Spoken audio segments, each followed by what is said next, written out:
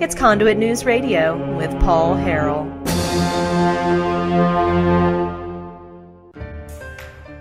Thank you for joining us. I'm Jan Morgan, filling in for the vacation Paul Harrell, and the half hour that you've all been waiting for.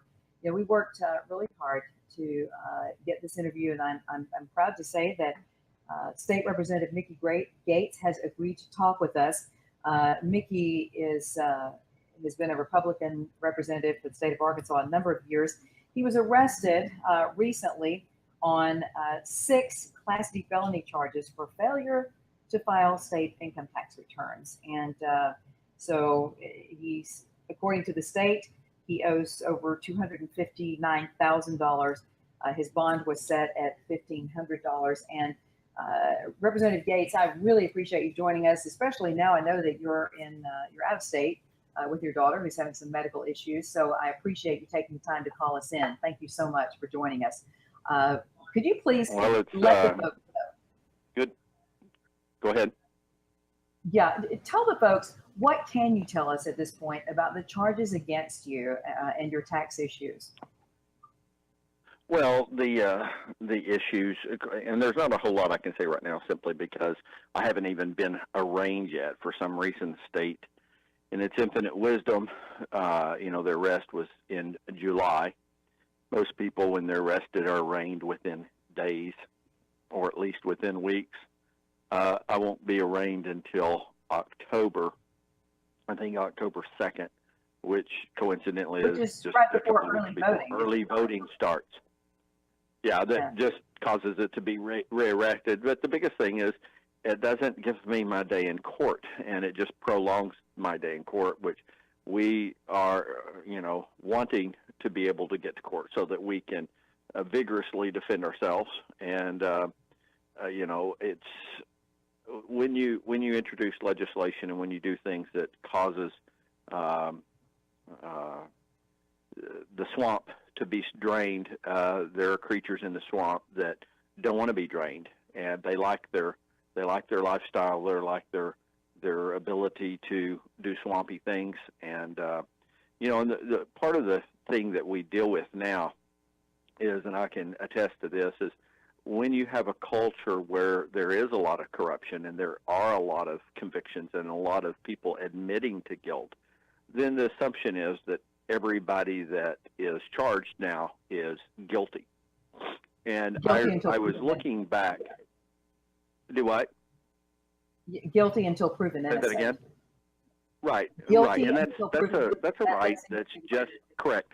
The right, the assumption of guilt versus the assumption of innocence. We, just like all our other civil liberties that are so precious to us, like the freedom of religion, the freedom of speech, the right to bear arms, those are all rights that are given to us and should not be abridged, and they should not be taken away.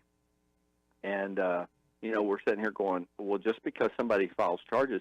I was reading on the Duke lacrosse, if you remember the Duke lacrosse team that was charged with rape. Yes. The prosecuting attorney came out on TV and said, we have irrefutable proof that these elitist, racist soccer or lacrosse players raped this poor woman. And the coach was fired. These young men, their lives were devastated. For years, it was devastated. And it took a full year, and finally, their attorney general of their state stepped in and said, not only are they innocent of the charges, the state, the prosecutor, was actually prosecuted because he denied the evidence and went ahead and prosecuted them for a year, just ruined their lives for a year, and just ignored the evidence. And we have a lot of the same thing going on. And go ahead. You were. I want to clarify. I want to clarify that your situation is separate from the other Republican legislators that have been arrested and charged with kickback schemes and all this. Yours is actually a tax issue related to your personal and your business taxes, according to the Department of Finance.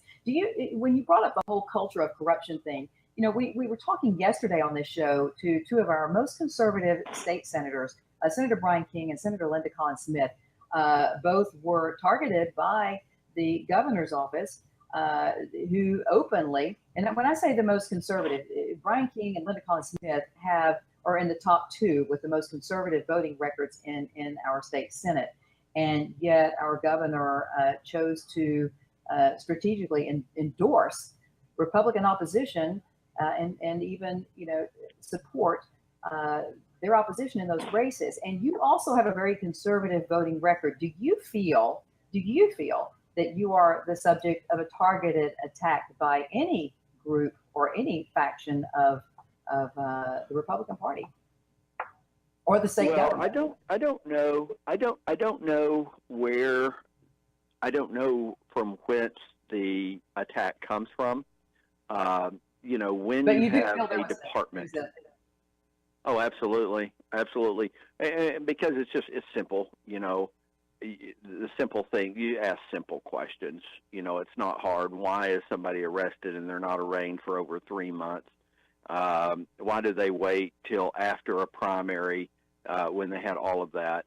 Why do you turn over a file to the state police and say there are no returns, but then you turn around and say, and he owes $259,000? Well, how can you say you owe a liability? How can you have a liability without a return? Anybody knows that you can't have a sum total, without somebody calculating something, either by an individual or a state. And so you're saying you disagree with the state government? You disagree with the Department of Finance that you owe all these taxes? Absolutely, I do. Absolutely, okay. I do. So you're going to fight it, and that's the whole thing. Been fighting it. Oh, absolutely. Because I was told that you were actually making payments to the Department of Finance at the time of your arrest, that you've been making payments over disputed taxes. Right. If you go read what my statements were to the state police on the very, very first meeting that we had with them, I had 2 meetings with them. The very first meeting and second meeting, and those are the things that I'm at liberty to share, are the things that are out there in the public already. And, my sharing with them was that, because that was the charge, was DFNA had turned over a file to the state police and said this guy has never filed any returns. They're not saying I don't pay taxes, which a lot of people are asserting is that I, have ripped off the state of Arkansas and don't pay any income tax. That's not the charge. So did you not file returns for years? Is that they're true? They're saying, and so the $1,500 goes to the first years of my audit. The first years of my audit was 4 years of audit was what they did first. They found the first 2 years that I didn't owe anything. In fact, one of the year 9 I actually overpaid.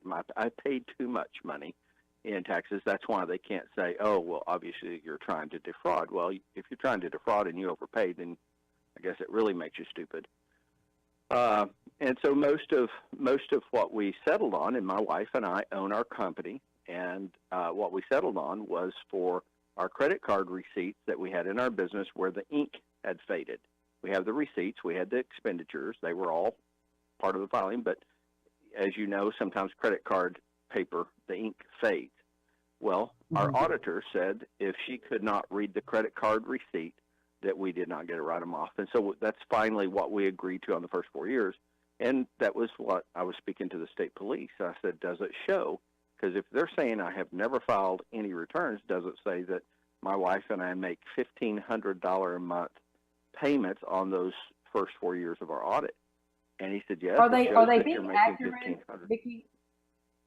Are they being accurate when they say that you didn't file returns? Did you file returns? Oh yeah, we have returns. Now we don't have them all caught up simply because they told us that they've already been filed and that we could not. And that's part of what we will get to court. We'll get to court and we'll be able to show that we worked in good faith with them. At some point in this process, they said they mailed us a notice of that we owed $259,000 and we had 30 days to apply to appeal it, and which we didn't because we didn't get the notice. And by the way, those notices evidently don't have to be sent out registered or certified, which I find very appalling because generally when somebody owes money, they send out a notice, and when that's not adhere to, then they send out a second notice, and then a third notice, and then they send you another notice, registered and certified. Evidently, the state of Arkansas doesn't have to do any of that. And Mickey, also generally, doesn't the Department of Finance also generally garnish your wages if you owe taxes? And I know that I heard people around when you were arrested, I heard people say things like, well, he gets a paycheck from the state government for being a state representative. Why does the Department of Finance just garnish his wages if he owes taxes? They're not saying I owe taxes. They're saying that I did not file because they know that some years I overpaid my taxes. So the issue comes back down to, and Jen, this is the whole issue. The issue is, does state government work fairly? Are they fair? Do they do what is right? Do they do what is just? I sat on JPR and worked to try to get the Stanley kids back. Well, how does that involve? You have government employees take kids away from families, and they take them away illegally and unjustly, and they keep them. Well, and the only thing that really brought those kids back was when a senator and a representative stood in their face and demanded they return those kids. This is the problem, is when you have government employees that are smarter than everybody else, and they do what they want to do, and there is no rule of law for them. Well, here's the problem I see. Okay, regardless of whether you're guilty or innocent, who knows? I don't know this, but what I do know is that we do have this thing called due process. And what concerned me most, Mickey, when I watched all this unfold, number one, I thought it was awfully coincidental that the media just happened to be at exactly the right place at exactly the right time that you were arrested. So there was a great media photo op of that. I thought that was highly unusual. Yeah. Whereas on the other hand, Senator Jerry Hutchinson's indictment came out right before the Labor Day holiday. He wasn't to be found. So that information was released in a very timely manner for him, and also at a time after the Republican primary. But here's my deal. The whole concept of due process. Due process is a constitutional right, and yet we had the governor calling for your resignation. We had other Republicans. You had just won a primary handily in your district, and you had a number of Republicans calling for your resignation.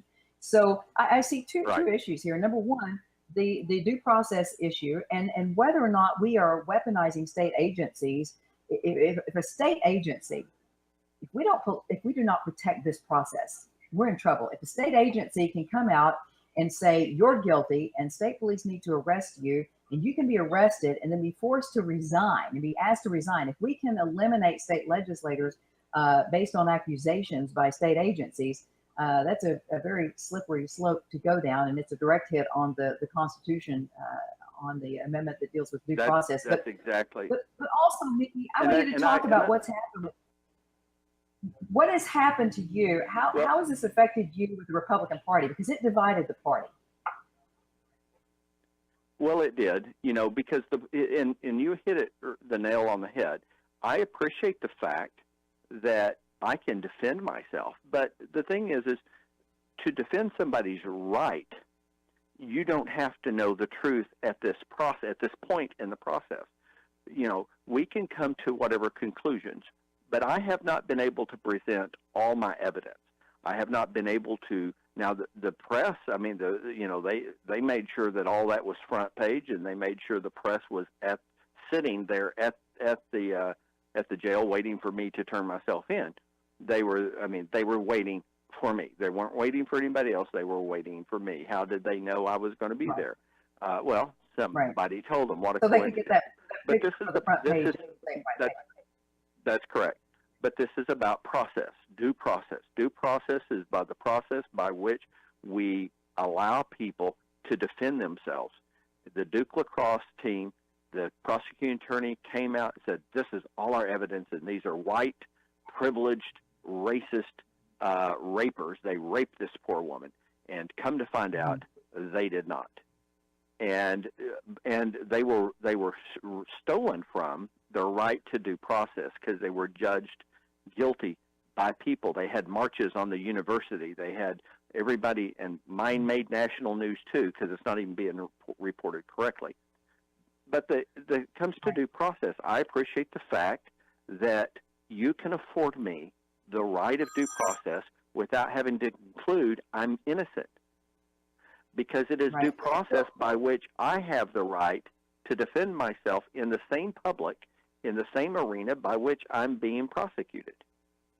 But I don't have. I don't. Say again? How did you feel? How did you feel when the governor of this state and basically the top of the Republican Party in the state said you should resign? I will tell you, I was angry. I was upset because I have to admit I expected my people to not defend me because of my party affiliation, because it has nothing to do with it. I expect them to be vigorous defenders of my liberties. And when they're not defenders of my liberties, and when they don't come and say, you know, this guy has a right to defend himself, and the people that elected him have a right to have their representation, and that representation not be removed. You know, but I understand weak people need to defend themselves, and they need to make political moves so they look strong. And generally, when politicians take measures so as to make themselves appear strong, they normally, to strong people, only make themselves look weak. And you know, I appreciated Bill Webb. Go ahead. Yeah, I'm sorry. There's a brief delay here. We're going to have to take a quick break. Okay. We'll be talking more with Mickey Gates after this commercial break.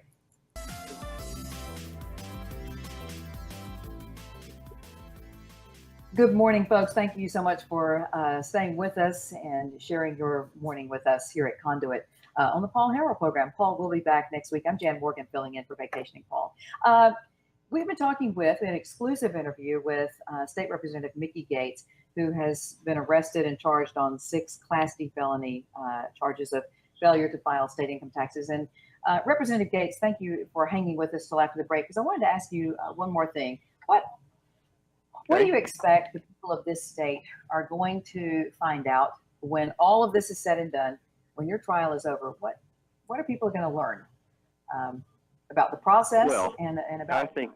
I think that most people would be appalled at what a state agency can do. And you know, I had right after the arrest, I had members that are on the opposite side of the aisle.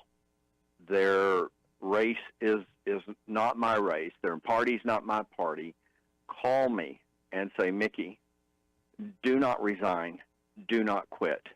If you are in the majority party, if they will do this to you, they will do this to anybody.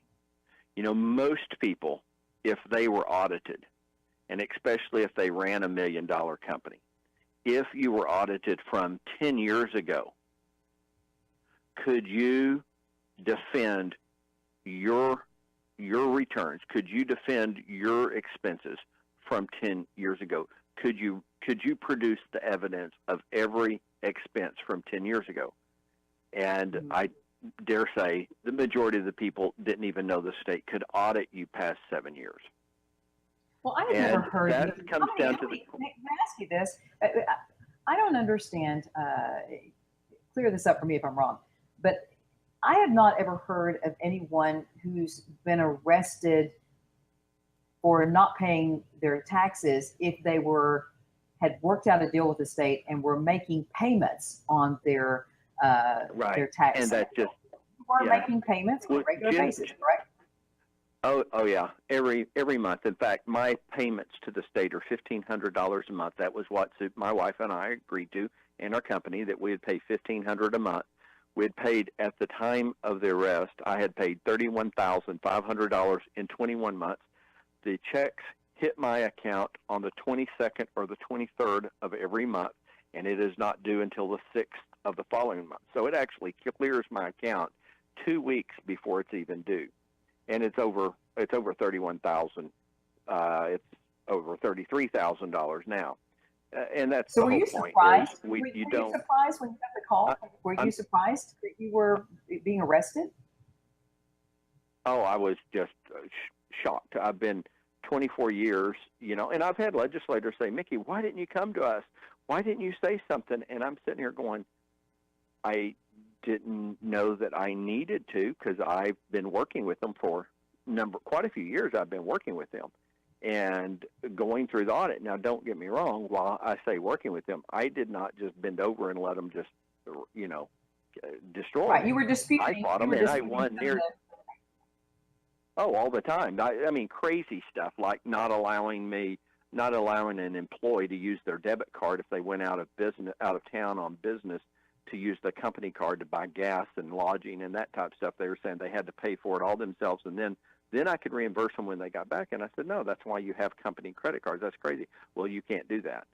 Well, sure I can. Just crazy stuff. And about 90 to 95% of everything that I appealed, I won.